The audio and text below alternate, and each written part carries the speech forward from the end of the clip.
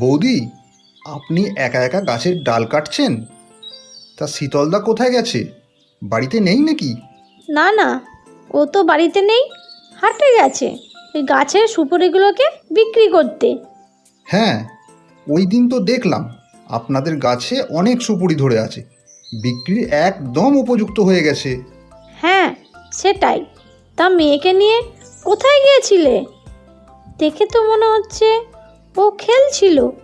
হ্যাঁ বৌদি, ও ওখানে আপনাদের পুকুর পাড়ে খেলা করতে গেছিল, তাই ডাকতে এসেছি। খাবার খাইনি এখনো, তাই। ও আচ্ছা, তা আমার কাছে কি কোনো দরকারে এসেছো? মানে বৌদি, হ্যাঁ, সেটা বলে ফেলুন। কিছু কি চাই আপনার? আসলে বৌদি, আমি এখন একটু বিপদে আছি। আর বিপদে পড়লে মানুষ তো তার আপনজনের কাছেই যায়, প্রতিবেশীদের কাছেই আসে, তাই না?